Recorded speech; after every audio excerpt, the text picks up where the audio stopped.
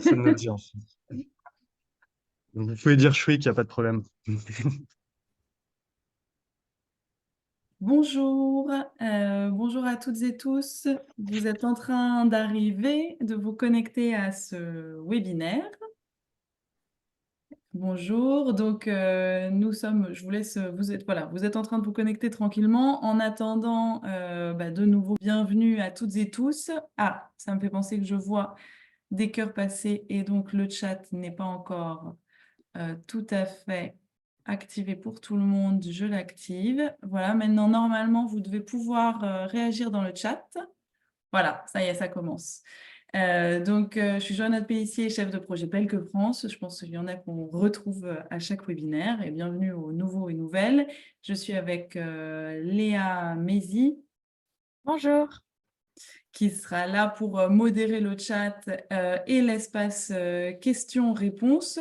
Donc, dans le chat, vous pouvez écrire tous vos commentaires et vous avez l'espace en bas Q et R qui nous permettent de mieux lister les questions et les questions que vous auriez pour notre intervenant que nous allons présenter sans en oublier ou en laisser de côté. Et donc, je suis avec Julien Chouic ou Chouir, voilà, c'est la prononciation française ou marocaine, qui nous parlera de amener le jeu en classe de FLE et notamment de la méthode colloque. Donc, Julien est enseignant de français langue étrangère, a été enseignant de français langue étrangère à l'étranger et maintenant enseignant de français langue étrangère en France, en collège, lycée et université. Et il est co-auteur de la méthode colloque 1 et 2. C'est ça, Julien, je ne me Oui, c'est trompe ça. pas. Et le Voilà, 3 qui va arriver après, et le il va 4. arriver. Donc, on vous laisse la parole, on va couper les caméras de notre côté et voilà. Bon webinaire à toutes et tous et merci Julien d'être avec nous. Avec plaisir.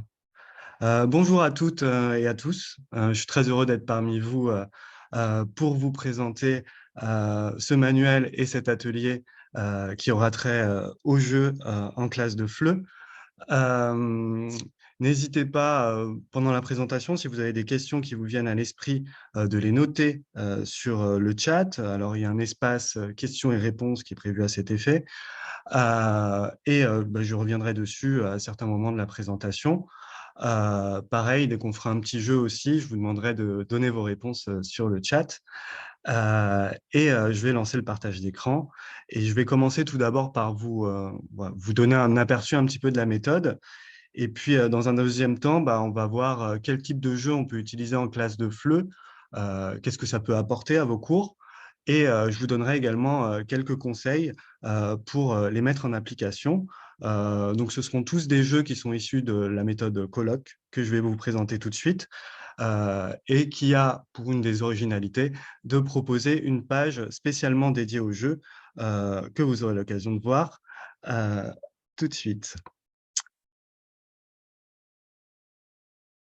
Alors, je lance le partage d'écran sur la présentation.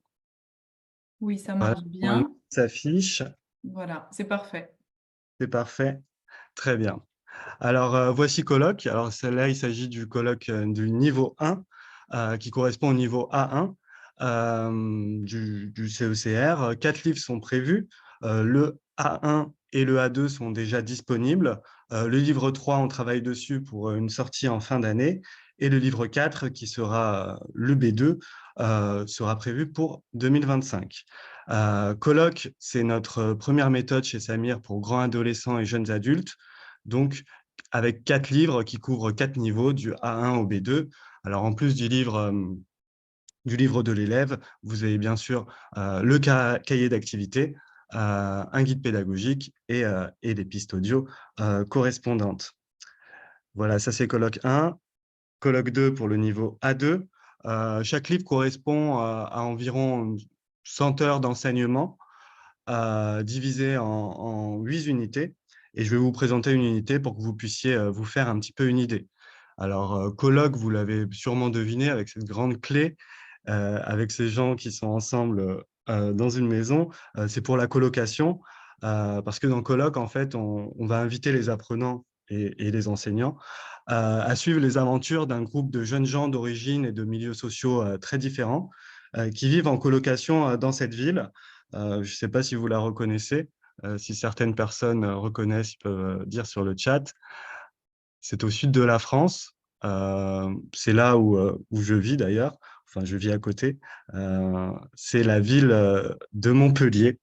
Voilà, donc l'idée d'une colocation multiculturelle nous a semblé vraiment idéale parce que ça permet d'aborder de manière naturelle des thèmes essentiels du FLE, comme la vie quotidienne, les études, le travail, les voyages, et aussi un dialogue interculturel constant entre les différents colocataires.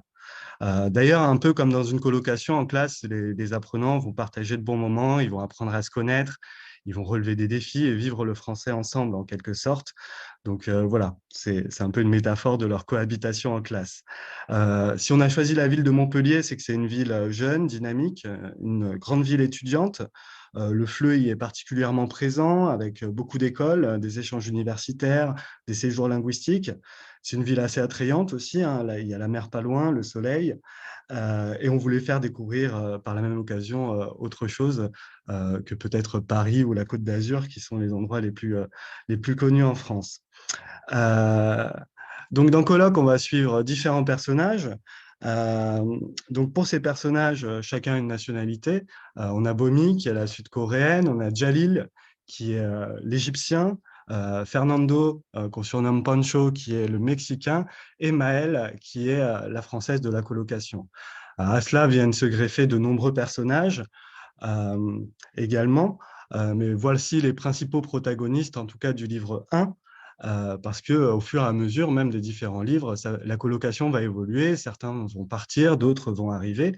Il y a plein de surprises qui vous attendent. Et si j'en viens aux personnages, c'est qu'en faisant une méthode scénarisée, on va suivre les aventures de personnages. Donc, l'idée, c'était que les apprenants puissent s'immerger vraiment dans un univers qui soit signifiant, qui soit motivant. Et pour ça, on a essayé de faire des personnages qui sont vraiment incarnés. Voilà, on trouvait qu'en général, dans les méthodes, quand il y avait des personnages, c'était un petit peu plat. Donc, nous, on a fait des personnages avec du caractère, euh, avec des situations qui se veulent réalistes, qui sont intéressantes, avec de l'humour, avec parfois des conflits. Voilà, on voulait que ça ait du relief et que les personnages soient vraiment incarnés. Et d'ailleurs, chaque personnage a sa façon de parler, euh, ses registres de langue un petit peu préférés. Voilà, tout ça pour amener de la richesse dans cette histoire et qu'on ait envie de savoir la suite. Ça, c'est pour l'univers de colloque. Au niveau pédagogique, ce qu'on a voulu faire, c'était une méthode avec beaucoup d'activités d'expression qui sont très variées et pleines d'imagination. En ce qui concerne l'expression orale ou écrite, on a créé plein de modalités où on va parfois demander aux élèves de s'exprimer devant la classe, on va appeler ça « à vous de parler ». Parfois, on va les faire parler en petits groupes de discussion. Là, ce sera à vous de discuter autour de différentes questions autour d'un thème et tous les petits groupes vont discuter ensemble et le professeur va passer entre les groupes. On a créé la modalité « à vous de jouer » où il s'agit de jouer des scénettes, à vous d'écrire, que ce soit seul ou de manière collaborative. On a créé aussi à vous de dessiner, à vous de mimer, pour utiliser les gestes, utiliser le dessin, principalement même dans les petits niveaux. Et on a également créé une modalité qui s'appelle Cap ou pas Cap, où c'est des petits défis à réaliser, parfois en classe, parfois à l'extérieur, voilà, pour rendre les activités d'expression extrêmement variées et puis vivantes, et donner beaucoup de place à l'expression, notamment l'expression orale, à travers ces modalités différentes. Au niveau de la grammaire, on a essayé de faire une grammaire qui est inductive, donc on fait déduire les règles au sein des leçons à partir d'extraits pour que les apprenants puissent les reconstituer et qui sont récapitulés après dans la page bilan, mais ça je vous montrerai. Sur la grammaire, on a essayé de quand même mettre le paquet parce qu'on voulait que les élèves aient de bonnes bases dès le niveau A1 en grammaire et qu'on trouvait que dans beaucoup de méthodes communicatives, c'était un peu laissé de côté, donc on a fait un gros travail là-dessus. Également sur la phonétique, dès les premiers niveaux, hein, dans le livre 1, vous aurez des activités de phonétique dans chaque leçon. Une vraie tâche à réaliser dans chaque unité au fur et à mesure des leçons, une tâche qui n'est pas une simulation, hein, qui est quelque chose qu'on va réellement faire et qui va avoir une utilité pour la classe. Des activités ludiques, ça j'aurai l'occasion de bien en parler. Des modalités de travail qui vont être différentes au sein de chaque leçon. Parfois, on va travailler seul, parfois en petits groupes, parfois en grands groupes. Et ça, au sein de chaque séance, en fait, on va faire évoluer les modalités de travail pour que les cours soient dynamiques. Même s'il y a une histoire, on utilise beaucoup de documents authentiques au sein des leçons et dans les pages culture également, des chansons, des vidéos, des articles, plein de choses. Et on utilise également beaucoup la chanson. Vous aurez une chanson dans chaque unité qui est exploitée de manière pédagogique. Donc, il y a 8 unités, vous aurez 8 chansons dans le livre 1, 8 chansons dans le livre 2, etc.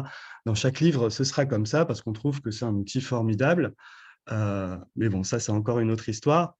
Je vais vous montrer un petit peu à quoi ressemble le livre et puis on pourra s'attaquer au jeu en tant que tel. Alors, chaque livre comporte 8 unités.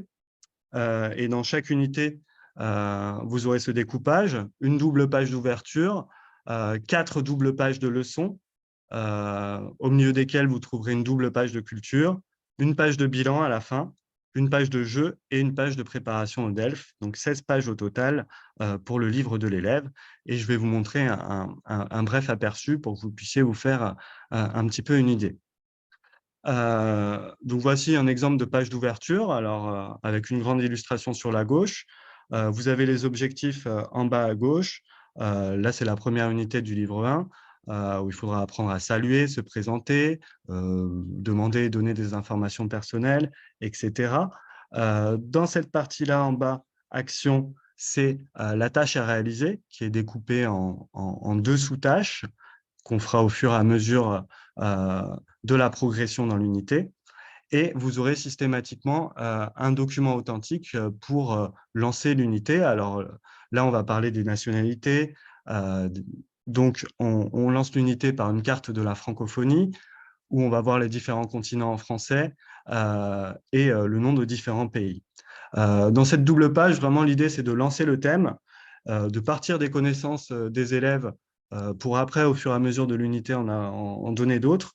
Donc, on met un document déclencheur et après, ce sont des activités d'expression pour voir d'où on part et ce que savent les élèves euh, sur le thème de l'unité.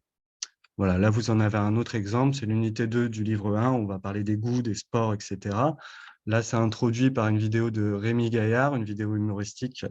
Je ne sais pas si vous le connaissez, c'est un vidéaste de la région de Montpellier. Voilà, donc on donne un petit peu de vocabulaire sur les sports et puis très vite, on les amène à discuter autour de ce thème. Vous voyez, ça, c'est la rubrique à vous de discuter. Donc là, il s'agit de demander quel est son sport préféré aux différents camarades. Et puis après, on fait un sondage pour voir quel est le sport préféré dans la classe. Donc ça, c'est pour la page d'ouverture. Je vous ai dit qu'il y avait des pages de leçons. Donc, c'est dans ces pages de leçons, on va avoir l'histoire des personnages qui vont apporter les éléments linguistiques et qui vont nous faire avancer sur le travail sur la langue. Donc, ça peut être des dialogues qui vont être transcrits parfois ça ne l'est pas. En tout cas, il y aura toujours une compréhension orale et compréhension écrite, des questions de compréhension. Dans le cadre bleu, c'est la grammaire inductive. Ici, vous avez la phonétique. Et après, un travail sur des documents authentiques en général et des activités d'expression à la fin. Vous voyez, à vous de jouer. Là, il s'agit de faire une petite scénette. À vous de parler, il s'agit de présenter quelque chose devant la classe. Et cap ou pas cap, là, c'est le petit défi à relever. Alors, on est au niveau vraiment au tout début, hein, donc on apprend à épeler les lettres, etc. Donc là, il s'agira d'épeler son prénom à l'endroit, puis à l'envers. C'est ça le petit défi à réaliser dans cette leçon. Voilà, donc là, vous voyez par exemple que le dialogue n'est pas retranscrit, donc c'est uniquement de la compréhension orale. Pareil, la grammaire, la phonétique, documents authentiques, et puis les activités d'expression et la première partie du projet à réaliser, toujours en fin de leçon 2. Voilà. Leçon 3, là, on va plus travailler sur un document de compréhension écrite. Voilà un petit peu comment sont organisées les leçons. Chaque leçon correspond environ à 1h30, 2 heures de travail qui peuvent être menées conjointement avec le cahier d'activité pour tout ce qui va être activité de systématisation, les exercices, etc. C'est dans le cahier. Voilà, le format en général des cours, on s'est dit que c'était plutôt 45 minutes, 1 heure, donc on a imaginé des leçons sur 1 heure et demie, 2 heures. Dans le guide pédagogique, on vous donne même une progression voilà, minutée pour vous donner une idée du temps sur chaque activité, voilà, pour que vous puissiez caler les leçons voilà, sur les horaires que vous avez dans votre structure pour pouvoir profiter au maximum de toutes les activités qu'on propose. Et surtout que les activités d'expression ne sautent pas à la fin parce que vous manquez de temps. Vous avez une idée un petit peu euh, voilà, du temps qui est imparti pour réaliser ces leçons. Au milieu des leçons, on a une double page de culture, toujours avec un document authentique, souvent un document artistique. Alors là, il s'agit par exemple d'une chanson de Stromae sur laquelle on va travailler. C'est le niveau 1, donc on va principalement travailler sur le vidéoclip. Et sur la page de droite, vous avez des informations socioculturelles autour du sujet de la chanson ou du document authentique. L'idée, c'est qu'on va avoir une vision subjective d'un artiste. Donc là, par exemple, Stromae, qui va nous parler de la Belgique. Et à côté, on va donner des informations sur la Belgique pour mieux comprendre la chanson. Et à la fois, la chanson va donner du sens aux informations qu'on donne sur la Belgique. Donc voilà, l'idée, c'est d'une double page qui se renvoie entre pratique et information socioculturelle, et puis la vision d'un artiste ou d'une artiste sur ce thème. On clôture toujours la page culture par un dialogue interculturel. Donc à la fin, on va leur demander, comme on a vu la carte de la Belgique et les différents symboles euh, culturels du pays, on va demander aux apprenants de dessiner la carte de leur pays, de situer leur ville et de dessiner certains symboles de leur pays, de les présenter à la classe. Voilà un petit peu comment fonctionne la page culture. Bon, ce n'est pas systématiquement une chanson, hein. Il y a une chanson dans chaque unité, mais parfois c'est en ouverture pour déclencher, parfois c'est en culture. Là, par exemple, vous avez une page culture sur un extrait de BD, Aya de Jepougon, où on va travailler sur la BD francophone après, en ce qui concerne les informations culturelles. Voilà. À la fin, on a une double page de bilan. Alors, c'est une page de bilan qui est assez particulière. Alors déjà, on voulait pas qu'il y ait des cadres qui se baladent partout au sein des leçons. Alors, même si on a mis des cadres dans les leçons, on voulait qu'à la fin, il y ait un endroit où on puisse clairement avoir toutes les informations importantes, à savoir tout le vocabulaire de l'unité, le vocabulaire principal en tout cas, qui est récapitulé. Pareil pour les règles de grammaire, même si on les a déduites en classe, qu'à la fin, on ait quand même une référence avec des exemples simples et des règles concises pour savoir quoi réviser ou si on en a besoin pour faire des exercices. Donc, à la fin, les apprenants, ils savent qu'ils ont tout le vocabulaire et toutes les règles de grammaire qui sont récapitulées pour l'unité. On trouvait ça important. Et on ne voulait pas que ce soit une simple page de bilan avec des exercices à trous ou des exercices à compléter. Ça, il y a le cahier pour ça. On voulait que ce soit ludique. Donc, on a créé le vocathlon et le grammaticathlon dans chaque unité, où c'est une série de petites épreuves, de petites activités rigolotes à faire en classe ensemble, autour du vocabulaire et de la grammaire, avec à la fin une grande activité d'expression orale ou d'expression écrite pour travailler tous les thèmes de l'unité. Donc ça, c'est une double page qui peut être utile pour une séance de révision, avant une évaluation, par exemple, pour réviser tous ensemble à l'oral ou à l'écrit. C'est à vous de voir. Une autre chose que je ne vous ai pas dit, c'est vrai, c'est qu'au sein de leçons et dans toutes les activités, parfois, vous avez ce petit logo-là ou celui-là. Ça indique que c'est des activités qui ont été pensées pour être réalisées en petits groupes et ici, pour être réalisées en grands groupes. Voilà, ça vous donne une indication, ainsi qu'aux apprenants, et ça vous permet de varier un peu les modalités de travail au sein de chacune de vos séances. Voilà un autre exemple de page bilan. Voilà. La page jeu sur laquelle on va beaucoup revenir par la suite. Donc, c'est une page dans laquelle on vous propose différents jeux. Ça peut être des jeux de plateau, des jeux collaboratifs, des quiz, toutes sortes de jeux que je vais vous montrer par la suite. Là, vous en avez différents exemples. En tout cas, ce sont des jeux qui ne nécessitent pas beaucoup de matériel. S'il y a un plateau, on vous le fournit.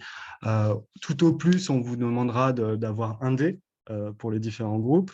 Des pions, et encore, les pions, ça peut se faire avec n'importe quoi, un capuchon de stylo, une pièce de monnaie ou quoi, euh, et avec des règles qui sont simples et qui peuvent être comprises par les apprenants assez facilement. Voilà, des exemples de jeux. Vous avez un qui est, bataille navale, mais ça, on va avoir l'occasion de voir ça ensemble tout de suite. Et chaque unité se termine par une page de préparation au DELF qu'on a voulu le plus proche possible euh, des conditions réelles du DELF, hein. C'est-à-dire que pour la compréhension orale, par exemple, la piste audio récapitule la consigne, comme au DELF. Vous aurez un temps de pause entre les différentes écoutes et on a fait des activités qui sont le plus proches possible de celles qu'on peut trouver au DELF et notamment de celles qu'on peut trouver même au nouveau DELF, hein, telles qu'elles ont été modifiées ces dernières années. Pour toutes les compétences. Voilà, ça, ce sera en fin d'unité. Dans le cahier d'activité aussi, vous avez des différentes activités de compréhension et, orale, écrite et de production qui peuvent aussi servir d'entraînement pour le DELF. Voilà un peu à quoi ressemble une unité, un peu l'univers de la méthode. Et je vous propose maintenant de nous attaquer vraiment au jeu en classe de FLE. Alors, Julien, oui. juste avant les jeux, comment obtenir la méthode, ce livre, nous demande Ibrahim. Donc en se rendant Alors, sur le site, ce livre peut être disponible alors, chez vos libraires, chez vos différents libraires sur commande, sur les grands sites de vente, hein, type, je ne sais pas, Amazon, Chapitre, etc. Et sur notre site internet surtout. Donc, c'est samirediteur.com. À la fin de la présentation, je vous donnerai les différentes adresses utiles. Sur notre site, vous pouvez le commander et l'acheter directement. On a des distributeurs un peu partout dans le monde. Donc, vous pouvez le commander, même si vous n'êtes pas en France, évidemment, depuis n'importe quel pays. Euh, voilà. Sur le site, vous pouvez également télécharger une unité modèle en format PDF, voilà, pour vous faire une idée. Donc, voilà, je vous donnerai les informations à la fin, mais vous pouvez le commander sur un site spécialisé de librairie ou sur notre site Internet directement, ce qui est encore la solution la plus simple. Oui, c'est possible de l'avoir en version électronique. merci Julien. Voilà. Donc, je vous propose de passer au jeu. Donc, comme je vous l'ai dit, Colloque a l'originalité de proposer une page spécialement dédiée au jeu, en plus des nombreuses activités ludiques qu'on peut retrouver au sein des leçons ou de la page bilan. Alors, c'est toujours motivant, hein, les jeux en classe de FLE. On a tous en tête un peu les yeux, le visage qui s'illumine de nos élèves dès qu'on leur dit qu'on va faire un jeu. Donc, le jeu, c'est avant tout du plaisir, mais c'est également un précieux outil d'apprentissage. Et d'ailleurs, c'est pas pour rien que tous les êtres humains, enfin, même les animaux, apprennent par le jeu. Euh, donc, ce serait vraiment dommage de voir dans le jeu qu'un moyen de meubler les dernières heures de cours à la fin de l'année ou une récompense ou une sorte de récréation, alors que ça peut être un outil pédagogique à part entière. Ça peut être l'occasion de me remobiliser des ressources lexicales ou grammaticales en s'amusant, mais ça fournit surtout en fait l'occasion de pouvoir utiliser la langue dans un cadre moins scolaire, en favorisant une communication qui va être spontanée, parce qu'on va parler du jeu pendant qu'on joue. Et, euh, et pour que le jeu soit vraiment euh, productif, qu'on puisse vraiment utiliser tout son potentiel en classe, il faut vraiment un travail de préparation en amont, créer un cadre pour que vraiment l'apprentissage et le plaisir puissent se conjuguer, tout ça à la pratique du français. Euh, donc, comme je vous l'ai dit, les jeux qu'on propose ne demandent pas un matériel euh, en plus, à part des dés. Et je vous propose de vous montrer un petit peu les différents types de jeux qu'on retrouve. Alors, j'ai essayé de les classer par catégorie. Comme je vous ai dit, il y en a un dans chaque unité, donc ça fait 8 jeux par livre. Et là, je vais vous montrer un petit peu des jeux qu'on retrouve dans Colloque 1 et dans Colloque 2. Et on va commencer par tout ce qui va être jeu de plateau. Julien, juste Oui, avant que vous continuiez cette présentation, et deux petites questions parce que je pense que ça peut orienter, enfin ça donne aussi oui. une lecture de ce qui suit et ça reprécise pour ceux qui ont raté peut-être le tout début de la présentation. Pour quelle tranche d'âge est prévu le manuel et est-ce qu'il y a tous les niveaux? Est-ce que vous pouvez juste redire ça? Alors, colloque est prévu pour les grands adolescents et les adultes. Donc, on va dire pour des lycéens, des étudiants ou des adultes de manière générale. Le livre 1 et le livre 2, donc le livre 1 qui correspond au niveau A1 et le livre 2 au niveau A2, voire même un petit peu plus, hein, ouais. Enfin A1 et A2, sont actuellement disponibles. Le livre 3 est en écriture actuellement. Il sera disponible à la fin 2024. Et le livre 4, alors le livre 3 correspond au B1, hein, donc le B1 fin 2024 et le B2 en 2025, je pense fin 2025. Euh, voilà, pour les Et disponibilités. Actuellement, le 1 et le 2 sont disponibles. Voilà. parfait. Le Et est-ce 3 qu'il va arriver, j'espère, bientôt. Très bien, merci. Et il y a Aurore aussi qui demande, est-ce que, il y a un cahier d'exercice pour travailler, compléter les activités du manuel? Oui, Oui, oui, oui, oui. Si vous voulez, je pourrais à la fin de l'atelier vous en donner un aperçu. Mais dans le cahier d'activité, en fait, pour chaque leçon, euh, vous avez une double page dans laquelle vous avez toutes sortes d'exercices, des exercices principalement de lexique, de grammaire et de communication. Voilà. En plus de ça, il y a également des activités de compréhension écrite et de compréhension orale supplémentaires. merci Julien. Je pense qu'on peut passer au jeu de plateau. Ok, c'est parti. Passons aux jeux de plateau. Donc, les jeux de plateau, je vous en donne quelques exemples que vous pouvez voir là. Alors, on a créé un jeu de loi des goûts. Donc, ça, c'est dans l'unité 2 du livre 1. Là, on va parler des goûts et des loisirs. Il s'agit un jeu de loi, hein. Donc, vous avez besoin de dés, créer des petits groupes. Euh, et les joueurs avancent sur le plateau en fonction de ce qu'ils ont tiré au dé et en tombant sur une case. Donc, ils vont commencer sur la case départ, bien sûr, ici sur la fusée. Et par exemple, s'ils font 2, ils tombent sur la case chat. Ils doivent dire ce qu'ils pensent des chats, s'ils n'aiment pas. Vu qu'on est au tout début du niveau A1, on va rester sur des formes très simples.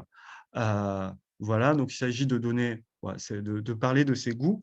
Ce qui est intéressant avec ce jeu, c'est que ça peut être adaptable à différents niveaux. Moi, je fais des ateliers jeux de grammaire en jeu depuis 7 ans à Sciences Po à Paris. Et là, récemment, je l'ai utilisé au niveau B1. Alors, bien sûr, je ne leur demandais pas juste de dire j'aime ou j'aime pas, mais de dire ce qu'ils pensaient du thème en donnant un exemple. Donc, voilà, c'est adaptable. Et ce qui est intéressant avec ces pages de jeu, c'est qu'on peut en changer aussi les consignes et les utiliser pour d'autres niveaux. Et vous avez plein de plateaux qui sont réutilisables de cette manière. Alors, les jeux de plateau, qu'est-ce que ça va apporter? On va avoir différents groupes. Ça va permettre que les élèves avancent chacun à leur rythme, parce que chaque groupe va pouvoir être libre de parler plus ou moins d'un sujet, d'avancer à son rythme.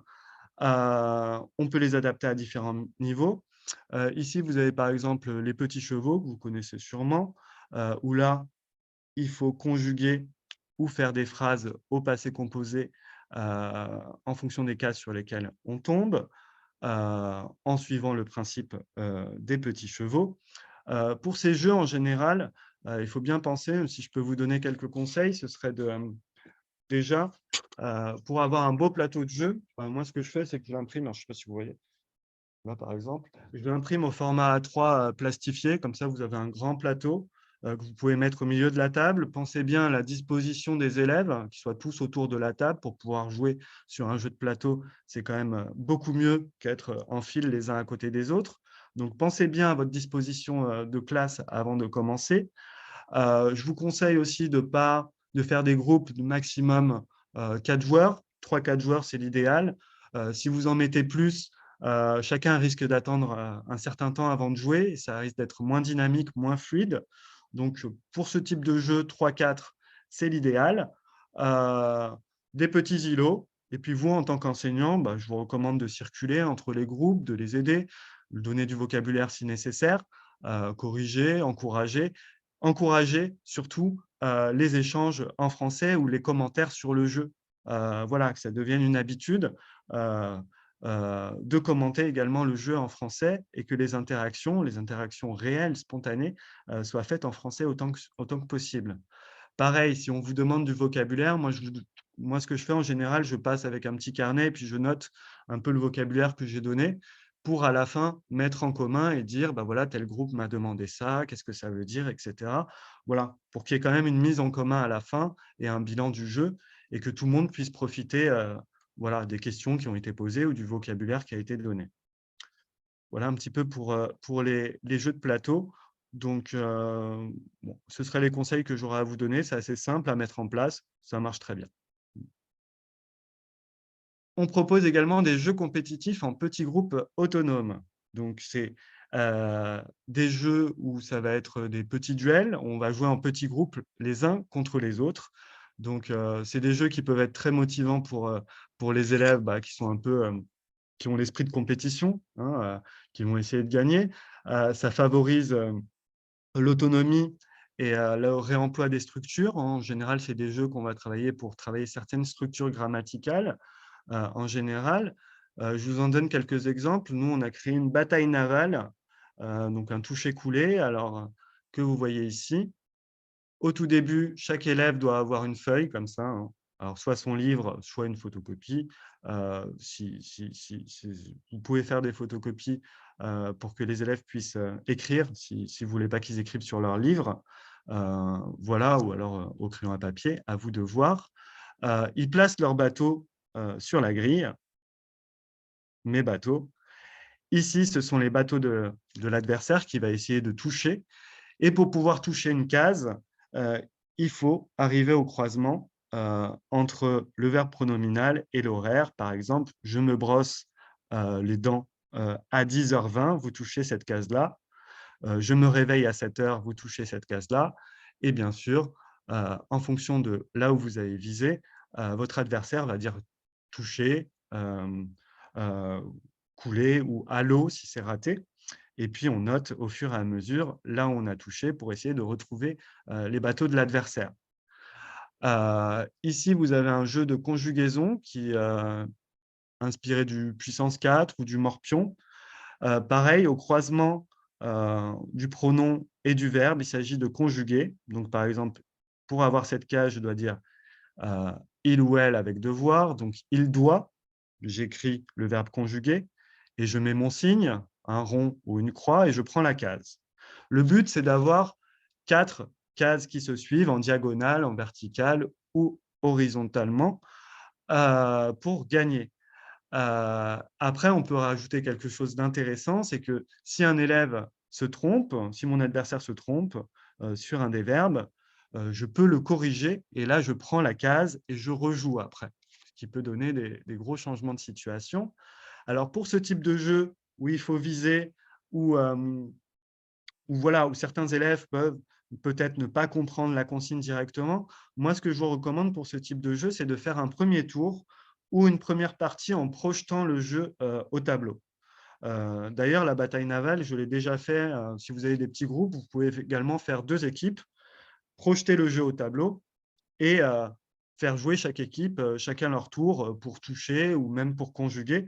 Ça marche également très bien. En tout cas, faire un premier tour ou une première partie au tableau, ça permet vraiment, qu'en jouant, les élèves comprennent exactement, la consigne parce que des fois, ils peuvent vous dire qu'ils ont compris et puis après dans le jeu, se tromper ou par exemple, au puissance 4, juste vous faire des croix et des ronds sans conjuguer les verbes. Bon, du coup, c'est beaucoup moins intéressant, au niveau grammatical. Donc voilà, pour ces jeux-là, moi, je vous recommande vraiment et pour les jeux où ils vont être en autonomie, de faire un premier tour au tableau avec toute la classe. Voilà. Qu'est-ce que je pourrais vous donner comme conseil? Fixer un temps limite, par exemple pour le puissance 4. S'il y en a qui ont déjà réussi à avoir 4 d'affilée, bah, leur dire qu'ils ont 1 point et qu'ils peuvent continuer. Moi, je vous recommanderais pour le puissance 4, par exemple, un temps de 15-20 minutes de jeu, quelque chose comme ça. C'est encore un jeu qui peut être adapté à d'autres niveaux, hein. Là, il s'agit de conjuguer au présent pour le niveau A1, mais si vous voulez le faire, au niveau B1, vous pouvez très bien leur dire que ces verbes, il faut les conjuguer au subjonctif ou au conditionnel et ça marche aussi. Mmh. Ça, c'est un grand classique de la conjugaison. Le suite de 4, ça marche très, très bien et ça permet de faire de la conjugaison, bête, hein, de verbes, en fait, à toutes les personnes, mais de manière, vraiment ludique et ça marche très bien en classe. Heu, voilà un peu pour les jeux en duel. On a également le qui est. Alors, je pense que vous le pratiquez, vous l'avez sûrement utilisé pour travailler la description physique. Dans le livre, bien sûr, ce sera le cas. Il s'agit de choisir un personnage et de poser chaque élève choisit un personnage, ça se joue en 1 contre 1. Chaque élève choisit un personnage et l'autre lui pose des questions sur son aspect physique. Il peut répondre que par oui ou par non et au fur et à mesure, on élimine jusqu'à trouver le personnage en premier qu'a choisi son adversaire. Voilà. Ça, c'est un jeu qu'on a spécialement créé, des sites colocs, voilà, dans lequel, en fonction de ce que vous faites au dé, vous avez différents défis à réaliser. Ça peut être du mime, ça peut être de la conjugaison, hem, ça peut être, du vocabulaire. Il s'agit de réussir un défi, en fait, dans chaque catégorie. La catégorie orange, c'est la grammaire, le vert, c'est le vocabulaire, le violet, c'est la communication et le rouge, c'est les mimes. Une fois qu'on a réalisé un défi d'une couleur, on peut monter d'un étage et le but, c'est d'arriver, heu, à la colocation, donc au 4e étage en premier. Voilà. Un autre jeu en duel, c'est le jeu de l'empathie, c'est un jeu que j'aime beaucoup aussi. Ça, c'est à la fin du livre 2, quand on travaille sur les émotions. Heu, on a différentes situations, par exemple, vous allez avoir un bébé, vos voisins se disputent, violemment, vous êtes confiné à cause, du covid, un homme glisse sur une peau de banane. Donc dans chaque situation, vous devez dire quelle est votre émotion. Notez sur un papier et après, en 1 contre 1, il s'agira de deviner donc, la réponse, qu'a donnée, votre adversaire, donc l'autre élève, à chacune des situations. Donc il s'agit de faire preuve d'empathie, pouvoir se mettre à la place de l'autre et imaginer ce qu'il ressentirait, dans cette situation. C'est très sympa aussi. Voilà pour les jeux un peu en duel. Alors je ne sais pas s'il y a des questions jusque-là? Oui, il y en a une, alors une Anna Maria, mais qui va peut-être lui demander de repréciser sur, qui pose la question justement: «Le prof est-il l'animateur du jeu?» La question a été posée au moment, si je ne me trompe pas, du puissance 4, autour de la double page bataille navale puissance 4. Alors, pour les jeux de plateau que je vous ai montrés, heu, le but en fait, ce serait qui travaillent en différents petits groupes, donc qui puissent jouer de manière autonome. L'enseignant, il va passer entre les groupes, pour voir que tout se déroule bien et répondre aux questions. Heu, pour, les autres jeux que je vous ai montrés, par exemple, le Puissance 4 et cetera, il s'agira d'animer lors d'un premier tour collectif pour que tout le monde comprenne bien les règles et après que les élèves jouent les uns contre les autres de manière autonome également. Voilà. Et une autre question à laquelle vous avez répondu en partie au début aussi de la présentation des jeux de plateau. Est-ce de Nilan, existe-t-il d'autres types de jeux pour les niveaux plus élevés, B1 ou B2? Oui, bien sûr. Alors pour les niveaux B1 et B2, il y aura également dans Colloque, une page de jeu, hein, dans ces livres-là. Pour les livres B1 et B2, ce sera plus souvent en fait, alors ça peut être des variantes de ces jeux-là, hein, comme je vous ai dit. Il s'agit de changer les consignes et de les rendre un peu plus complexes ou d'utiliser d'autres temps ou des structures, qui sont plus adaptées au niveau B1, B2. Heu, pour ce qui est du niveau B1, B2, pour d'autres types de jeux, on va faire beaucoup des jeux de rôle, de type, loup-garou, hem, ou des jeux, d'élimination. Bah, je vais vous en montrer un, pour ce qui est du niveau 2, qui pourrait correspondre et qui correspond parfaitement aussi au niveau B1, B2, en le rendant un petit peu plus complexe. Il y a également le jeu de l'alibi qu'on mettra dans le livre 3. Heu voilà, il y a beaucoup de jeux, on va en placer plein, dans les niveaux qui suivent et bah, je vous propose de voir les autres jeux et je garde à l'esprit aussi de vous dire comment vous pouvez les adapter pour les niveaux, supérieurs. Donc là, on a vu les jeux en duel, donc compétitifs. Maintenant, on va voir les jeux compétitifs par équipe. Alors là, il s'agira de former des équipes, avec vos élèves, donc c'est des équipes qui vont s'affronter. Ça peut être des quiz, Ça peut être aussi d'autres types de jeux. Ce qui est intéressant avec les jeux par équipe, c'est que ça va favoriser la cohésion de groupe, hein, le travail d'équipe. Ça va favoriser aussi l'émulation et la motivation des élèves, hein. Ils vont se pousser les uns les autres à donner leur meilleur pour donner le meilleur d'eux-mêmes pour faire gagner leur équipe. Ça favorise aussi la mise en commun des connaissances, hein, où il va falloir tous travailler ensemble pour gagner. Donc, c'est un type de jeu qui est très intéressant. Et, et je vous propose de vous en donner quelques exemples. À travers, on va commencer par des jeux de quiz. Alors, dans l'unité 1 de colloque du niveau A1, on vous propose un bingo. Alors, le tirage, il faut l'écouter, c'est sur la piste audio. Donc ça, c'est un jeu classique, hein, pour travailler les nombres. Et on vous propose également un question pour un francophone, qui est un jeu, un quiz sur les villes et les pays, un peu à la manière de questions pour un champion, ceux qui connaissent. Et moi, je vais vous donner un conseil pour ces jeux de quiz ou même pour ces jeux par équipe en général, tout bête, pour bien préparer ces jeux. euh, il faut bien préparer la constitution des équipes, alors qu'ils puissent bien choisir avec qui ils sont. Vous pouvez également essayer de vous-même, hein, de faire des équipes pour les équilibrer si c'est nécessaire. Bon, en général, ce sera plutôt par affinité. Je ne pense pas que ce soit un problème. À vous de voir comment vous voulez constituer vos équipes, mais réfléchissez-y. Et très important, ça paraît tout bête, mais de donner un nom à votre équipe avant de commencer. Alors ça va permettre de s'identifier vraiment à son équipe, à son groupe. Ça peut être l'occasion aussi de travailler des choses qui ont été vues dans l'unité. Là, par exemple, vous voyez, on propose une fiche d'identité de l'équipe. Donc, un nom, si vous travaillez par exemple sur les nationalités ou sur les pays, bah, ça peut être un nom en relation avec les pays, mais si vous travaillez sur les aliments, bah, ça peut être, bah, tiens, tout le monde doit prendre un nom d'équipe avec un fruit ou un légume ou avec un animal si vous travaillez sur les animaux. Voilà, ça donne des résultats assez rigolos. Vous pouvez faire des structures plus complexes, hein, pour les niveaux supérieurs.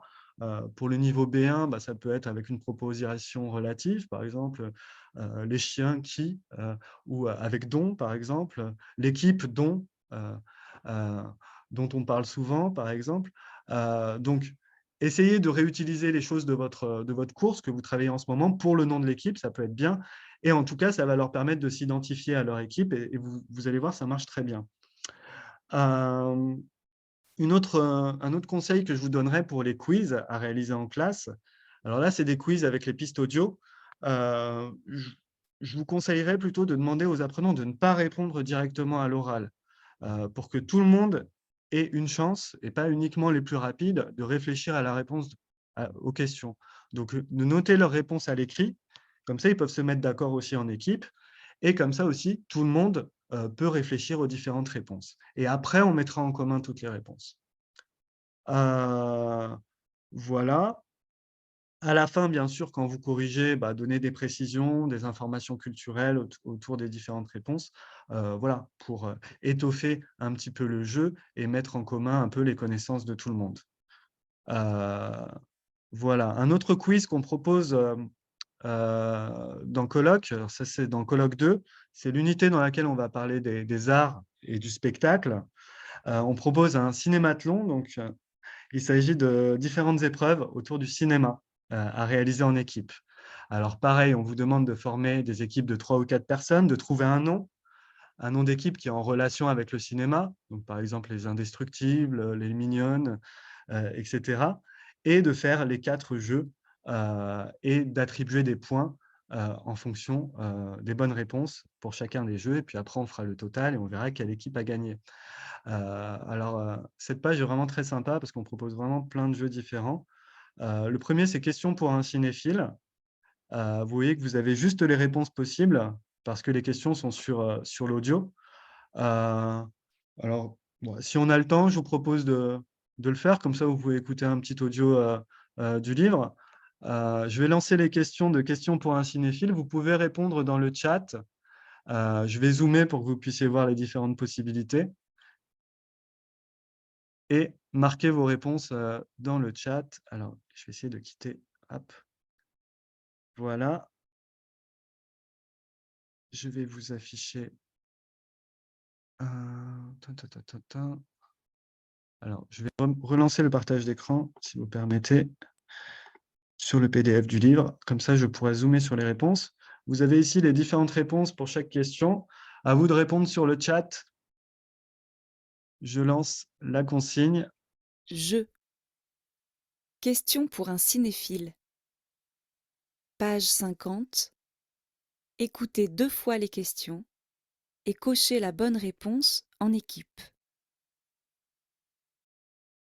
1. Je suis une actrice française. J'ai gagné un Oscar en 2008 pour mon interprétation d'Édith Piaf dans le film La Môme. Je suis une actrice qui voit la vie en rose. Je suis...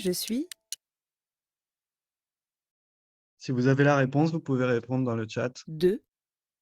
Je suis un acteur français. Je suis l'acteur français le plus célèbre. J'ai joué dans plus de 200 films. J'ai interprété Obélix et Cyrano de Bergerac au cinéma. Je suis... Ok, bien sûr. Gérard Depardieu. 3. Je suis une ville du sud de la France. Je suis célèbre dans le monde entier pour mon grand festival de cinéma. Je suis la ville du tapis Bravo, rouge, des Cannes. stars de cinéma Cannes en et de la France. Palme d'Or. Je suis...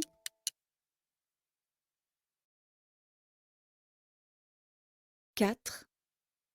Je suis un personnage féminin de film. Je suis le personnage interprété par Audrey Tautou dans un célèbre film français de 2001. Le film raconte mon fabuleux destin et se passe dans le quartier de Montmartre à Paris. Je suis... Bien sûr, ce n'est pas Émilie Poulet, mais Amélie Poulain. 5. Je suis un mouvement de cinéma français des années 60. Mes réalisateurs les plus célèbres sont Jean-Luc Godard, Agnès Varda et François Truffaut. Je suis un mouvement cinématographique important dans l'histoire du cinéma. Je suis... La nouvelle vague, bon, vous l'avez trouvé avant même. 6. Nous sommes 2 frères et nous avons inventé le cinéma. Nous étions ingénieurs et industriels. Le cinématographe est notre invention et nous avons organisé les premières projections. Nous sommes les frères...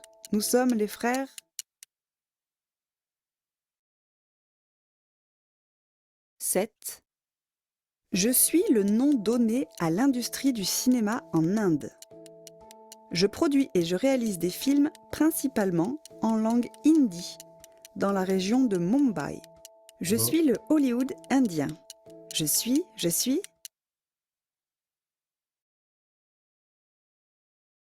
8. Je suis un réalisateur et un scénariste. On m'appelle le jeune prodige du cinéma québécois. Je viens de Montréal. J'ai réalisé les films Mommy et Juste la fin du monde. Je suis... Xavier Dolan, bravo. Bon, sans faute, vous êtes formidable. Voilà un petit peu le quiz qu'on propose sur le cinéma.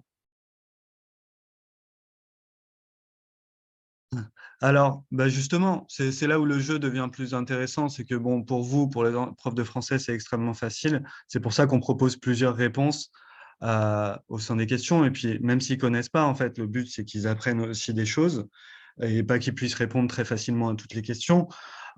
C'est à plusieurs aussi. Donc, il y en a peut-être un du groupe qui a la réponse. Ils peuvent aussi déduire logiquement. Voilà, donc ouais, c'est sûr que certains n'auront pas toutes les réponses, mais ce sera l'occasion pour eux d'apprendre des choses. Voilà. Euh, Et tous les apprenants n'ont pas des grandes connaissances sur le cinéma français, c'est évident, mais c'est l'occasion de les apporter de manière un petit peu ludique. Voilà. On vous propose également cette activité que j'aime beaucoup, c'est en version française. C'est des grandes répliques du cinéma international, alors beaucoup du cinéma des États-Unis, hein, mais en français. Donc ça va être rigolo parce que les élèves les connaissent probablement, mais dans leur propre langue. Et ce sera l'occasion pour eux de voir bah, en France comment ces films résonnent pour nous. Par exemple, Je suis ton père de Star Wars, Vers l'infini et au-delà, euh, C'est à moi que tu parles, etc. Voilà, que beaucoup de gens connaissent, mais leur propre langue s'ils ne l'ont pas vu en version originale. On propose également une charade. Voilà. Euh, bon, vous voulez faire la charade? Mon premier est situé entre 0 et 2. Mon deuxième est le contraire de rien. Mon troisième est un animal qui fait miaou. Mon quatrième est la couleur du ciel et de l'océan. Et mon tout est un grand succès du cinéma français sorti en 2011. Et oui, c'était Intouchable. Bravo. Voilà, est-ce que quelqu'un peut me résoudre le rébut pour trouver un acteur français?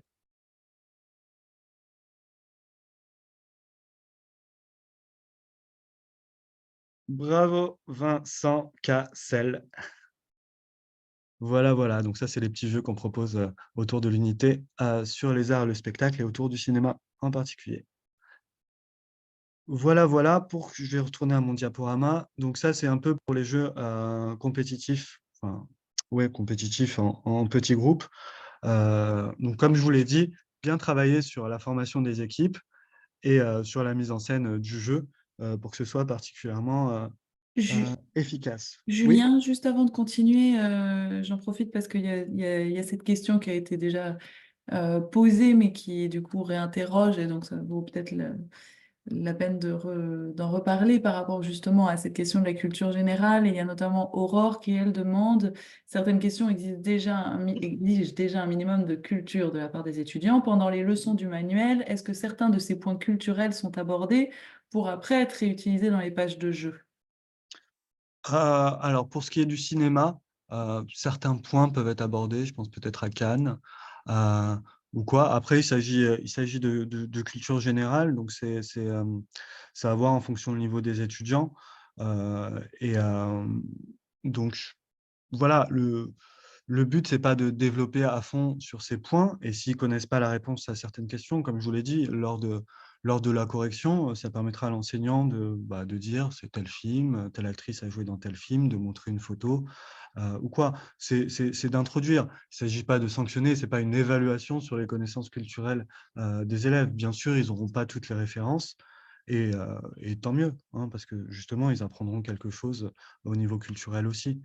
Voilà, et c'est un travail en équipe, donc un élève qui n'a pas une grande culture cinématographique, il sera dans un groupe dans lequel il y aura certains qui auront certaines réponses.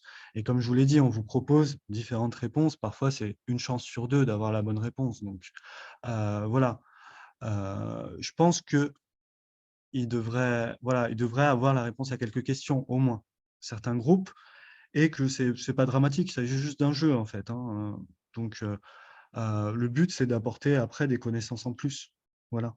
En rappelant aussi peut-être que colloque s'adresse aux grands adolescents et adultes aussi. Oui, c'est ça, Il y a hein. plus Donc, de il s'agit pas de probabilités. collégiens.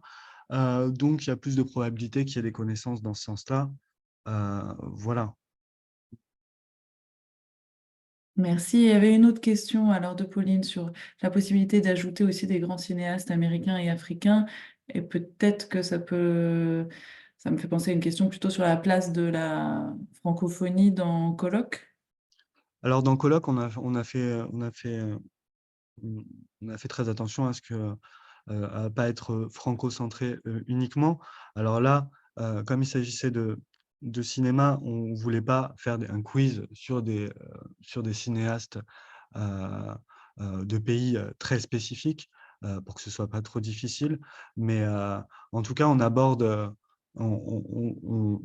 fait intervenir des artistes de tous horizons et on fait très attention à ce qu'il y ait des artistes hommes et des artistes femmes qui soient présents, que ce ne soient pas uniquement des hommes, euh, comme dans beaucoup de manuels, euh, et aussi qu'ils soient de diverses nationalités. Par exemple, dans la chanson, on a Stromae pour la Belgique, mais on a aussi Tiken Jah Fakoly euh, pour la Côte d'Ivoire, on a Khaled pour l'Algérie. Enfin voilà, on a essayé de faire vraiment intervenir des artistes de plein d'horizons, parce que voilà, la francophonie, on l'a fait intervenir tout au long du livre avec des personnages qui viennent de différents pays, et aussi parce que on la vit très concrètement, même dans l'élaboration du manuel, hein, qui est un travail en coopération. Enfin, nous, on est les auteurs, on est en France, mais l'autre partie de l'équipe est au Liban, donc on est toujours dans ce travail.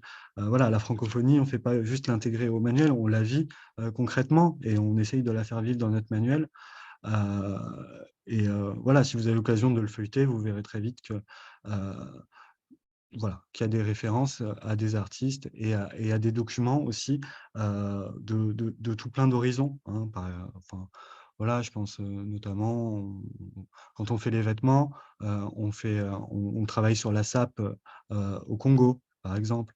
Voilà, il y a plein d'exemples comme ça où on travaille aussi beaucoup sur le parler québécois ou sur les expressions idiomatiques en Afrique ou sur comment marchander au Maghreb. Enfin voilà, au niveau francophonie, on a essayé vraiment de faire quelque chose qui ne soit pas centré uniquement sur la France.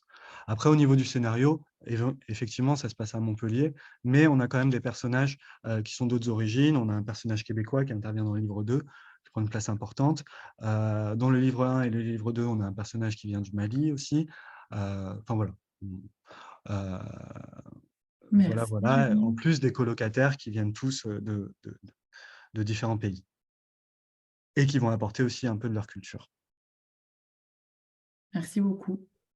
On peut continuer. Je vois qu'il reste quelques diapos et Ouais, comme mais l'heure tourne, voilà, je sais qu'on... ok, on va continuer. Voilà, on propose aussi un petit bac de phonétique, ce qui est une manière intéressante de travailler la phonétique. Vous connaissez sûrement Ça le n'est petit plus en bac. plein écran. Je ne Ah, sais pas si ouais, est-ce je vais que tu relancer peux en te plein regarder. écran. Vous connaissez sûrement le principe du petit bac. Alors, normalement, ça se fait avec des lettres où il faut retrouver dans différentes catégories un mot qui commence par la lettre qui a été désignée. Nous, on l'a fait par rapport à la phonétique. Voilà, pour pas que ce soit trop compliqué pour les élèves. Là, on est à la fin du niveau A2. Et on s'est dit que c'était intéressant pour aussi travailler la phonographie, donc les différentes manières d'écrire un même son. Là, par exemple, vous avez le son « et ». Voilà. Donc là, il s'agit de trouver des mots qui comportent ce son, donc en prénom, en pays, ville, en animal, en végétal, nourriture, boisson, objet, profession. Ça peut être en début, mais ça peut être à n'importe quelle place dans le mot. C'est à réaliser en équipe, bien sûr. Et ça permet aussi de voir qu'un même son peut s'écrire de toutes sortes de manières. Et ça rend l'exercice, enfin le jeu même, moins compliqué qu'un petit bac classique où là, il faut trouver un mot qui commence par la lettre. C'est beaucoup plus compliqué pour certaines catégories et pour certaines lettres. Voilà. On a d'autres jeux. Là, c'est un jeu assez rigolo. Il s'agit de retrouver les métiers insolites et puis après de jouer une petite scène avec ces différents métiers. Bon, ça, c'est les jeux compétitifs en groupe. Il y en a de toutes sortes. Je vais essayer d'avancer parce que leur tourne effectivement. Alors tout à l'heure, on me parlait des jeux B1 et B2. Ça, c'est des jeux qu'on va retrouver beaucoup plus souvent au niveau B1 et B2. On l'a intégré à la fin du A2. C'est des grands jeux de rôle et notamment des jeux par élimination. Celui-là, je l'aime beaucoup, ça marche très bien. Je l'ai d'ailleurs essayé avec des B1 il n'y a pas longtemps. Ça a très très bien fonctionné. Là, il s'agit d'imaginer que tous les apprenants, alors on leur fait choisir un personnage qu'ils vont élaborer. Et c'est très important dans les jeux de rôle que les apprenants pensent bien à leur personnage et leur donnent une vie pour après pouvoir improviser avec eux et jouer. Donc, ils choisissent un personnage, un nom, un prénom, une profession, des compétences, un centre d'intérêt. Et puis, on a un petit texte qui va placer un peu le décor. Donc, on est sur de la science-fiction. La vie sur Mars, c'est le dernier espoir de l'humanité. La vie sur Terre n'est plus possible. Donc, il y a une fusée qui est lancée avec des personnes pour coloniser la planète Mars. Et donc, autour de ce texte, on va créer le scénario du jeu, en fait, où il y a un problème dans le vaisseau. Il n'y a qu'une seule navette qui permet d'accueillir. Alors, si vous avez 8 apprenants, on va dire 4 places. Donc, il n'y a que la moitié des joueurs, la moitié des élèves qui vont pouvoir survivre. Et donc, le but, ça va être de discuter, de pouvoir débattre entre eux en fonction de leur personnage, quelle sera leur utilité sur Mars. Donc, de faire un petit discours pour dire quelle sera leur utilité sur Mars pour la vie future, afin de survivre, parce qu'à la fin du jeu, tout le monde va voter et pour éliminer une personne, et les personnes qui ont le plus de votes ne vont pas pouvoir aller dans la navette. Voilà. Donc, au niveau A2, ce qu'on va leur demander, c'est plutôt de bien préparer en amont et de trouver des arguments pour faire vivre leur personnage et de parler après chacun leur tour, comme faire un petit discours devant tout le monde. Au niveau B1, B2, c'est tout à fait possible, mais là, on va plus demander un débat et, euh, et des interactions plus fortes et de l'argumentation, des exemples, etc. Donc, c'est adaptable en fonction du niveau. Euh, Moi, ce que je vous recommande, et ce qui est recommandé dans ce jeu, c'est que l'enseignant joue également un rôle. Il joue le rôle du capitaine du vaisseau. Alors, lui ne va pas survivre parce que les capitaines coulent avec leur navire, mais c'est lui qui va guider les débats, c'est lui qui a mis en place ce système de tout le monde vote les uns contre les autres, et c'est lui qui va donner la parole. Et ça vous permet de vous intégrer au jeu, ça marche beaucoup mieux. Donc, à la fois de pouvoir mener le jeu et de jouer un rôle aussi qui va être celui du capitaine. Et ça va être beaucoup plus drôle que d'être de l'extérieur l'enseignant. Au contraire, vous serez à l'intérieur du jeu, vous serez le capitaine et c'est vous qui donnerez la parole et qui allez un petit peu réguler les échanges. Voilà. Ça, c'est pour les grands jeux de rôle. C'est le type de jeu c'est un type de jeu qu'on va beaucoup plus développer par la suite dans les livres 3 et 4. Et là, il s'agit de jeux collaboratifs en petits groupes, où là, c'est plus des énigmes, euh, des choses à reconstituer, où on va demander aux élèves de prendre le temps en petits groupes, d'essayer d'atteindre l'objectif du jeu. Alors là, par exemple, dans le livre 1, vous avez un jeu des 7 différences, bon, classique, vous connaissez, et une carte postale codée. Donc, à partir du code, il s'agit de reconstituer le message. Ou dans les livres 2, là, vous avez, à partir d'indices, reconstituer le parcours et les activités des différents personnages de la coloc. Donc là, c'est des jeux qui sont intéressants parce que il n'y a pas une idée de terminer le premier par rapport à un autre groupe. Là, il s'agit d'une mission à accomplir tous ensemble. Donc, ça invite à la réflexion. Ça permet de travailler aussi l'écrit et l'oral à travers les échanges.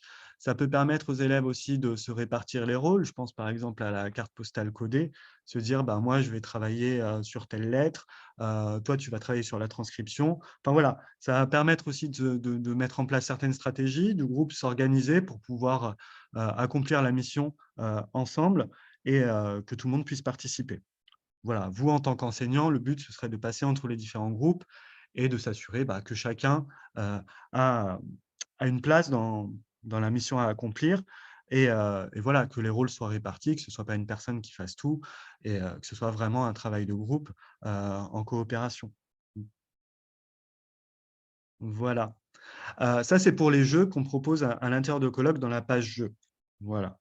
Bon, j'ai dépassé. Sachez qu'on propose également des activités ludiques d'autres formes. On propose la boîte à mots dans le guide pédagogique, où c'est un petit rituel de révision qu'on instaure en début de chaque classe, où il faut faire deviner du vocabulaire de la classe précédente par le mime, par le dessin, euh, en donnant des définitions ou en remplaçant le mot par banane au sein d'une phrase. Par exemple, si je dois faire deviner fenêtre, je dois dire il fait froid, est-ce que tu peux fermer la banane? Bon, ça, c'est assez rigolo, ça marche bien et ça permet d'utiliser le mot en contexte. Donc, voilà, des petits jeux à réaliser comme ça c'est un rituel qui est très intéressant à faire en classe. Dans le guide pédagogique, on vous propose à la fin de chaque leçon une liste de mots, mais ça, vous pouvez le faire dans tous vos cours. C'est vraiment intéressant quand ça devient un rituel qui est presque fait à chaque cours. Prenez pas trop de temps, 5 à 10 minutes, ça suffit. Et vous verrez que vos élèves vont réviser le vocabulaire beaucoup plus quand ils sauront qu'en début de chaque cours, il y aura un petit jeu comme ça qui devront faire deviner un mot au reste de la classe selon différentes modalités. Bon, je n'ai pas trop le temps de m'étaler sur la boîte à mots et les différentes modalités, mais c'est ça l'idée. On propose également des dictées dessinées. Alors, au lieu d'une dictée simple, là, il s'agit d'une description et il s'agit de faire le dessin. Ça, c'est particulièrement utile au niveau A1. Voilà, parce que ça fait travailler la compréhension orale, le lexique. Et puis, à la fin, quand les élèves ont leur dessin, par exemple, alors, je ne sais pas, d'une chambre avec les différents meubles, Après, il suffit de légender, hein, de marquer à côté lit, machin, et puis ils ont une belle page sur leur cahier avec un beau dessin et avec le vocabulaire et la légende. Et ça marche très bien aussi en classe et c'est une type de dictée très différente.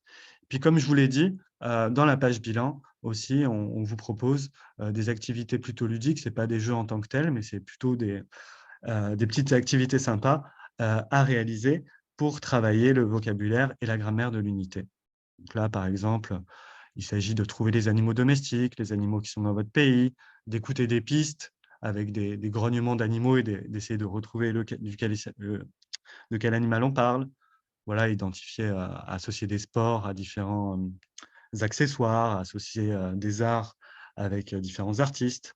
Puis à la fin, une grande activité qui est le jeu des signatures où il faut, en grand groupe, circuler dans la classe et trouver une personne qui aime les chats, une personne qui n'aime pas les chiens, une personne qui aime la boxe, en posant la question à chaque fois. Et dès qu'on a trouvé la personne, on le fait signer. Donc, et le but, c'est de compléter sa fiche. Donc voilà, ça, c'est une grande activité à la fin pour le vocabulaire qui permet de réutiliser tout ça. On a le jeu de la voyante que vous connaissez peut-être, où il faut faire des prédictions, et cette fois-ci pour utiliser le futur proche. Et puis des activités de grammaire sympas aussi. Voilà. Voilà. Donc bon, forcément, ça a été un peu court, j'ai un peu survolé. Bon, l'idée, c'était d'essayer pendant ce petit laps de temps de vous proposer un maximum d'idées, d'activités, quelques conseils pour les mettre en place et pour vous convaincre que le jeu peut être un excellent outil d'apprentissage. Aussi pour vous convaincre de jeter un petit coup d'œil sur Colloq. Colloq, c'est les niveaux 1 et 2 qui sont disponibles dès maintenant. Vous pouvez les commander sur notre site ou même à travers d'autres sites en le commandant. Le plus simple, c'est d'aller sur Samir Éditeur. Niveau 1 et 2 disponibles. Le niveau 3, le B1, le sera à la fin de l'année et le niveau B2 l'année prochaine. Mais ces deux-là, ils sont disponibles. Et comme je vous l'ai dit, il y avait le cahier d'activité en plus et le guide pédagogique. Voilà. Alors, les adresses importantes à retenir pour nous contacter, contactez Céline à samireditor.com pour plus d'informations. Nos actus sur Facebook, c'est Samir Fleu, le code. Et vous pouvez télécharger une unité donc de colloque 1 ou de colloque 2 gratuitement sur le site de samireditor.com. Vous aurez l'unité complète, vous aurez également le tableau des contenus, voilà, pour vous faire une idée un peu de la méthode, voilà, en prenant le temps qui vous est nécessaire et que vous souhaitez. Vous pouvez télécharger cette unité. Pour le niveau 1, vous pouvez également télécharger, enfin demander un pack découverte où là, vous suivez les instructions et vous pourrez recevoir donc une unité complète du livre 1, du livre de l'élève, mais aussi l'unité qui correspond pour le cahier d'activité, ce qui vous permettra de voir le cahier d'activité, et les pistes audio qui correspondent à l'unité, et même les pages de guide pédagogique, voilà, pour avoir des conseils et voilà, savoir comment mettre tout ça en place. Donc, vous aurez vraiment une unité clé en main pour pouvoir le tester en classe. Voilà, parce qu'on est convaincu que bon, si vous le testez, vous l'adopterez. Bon, enfin, j'espère. Voilà. Merci Julien. Je sais que j'ai vu passer des questions notamment sur savoir est-ce qu'il y avait un guide pour les jeux.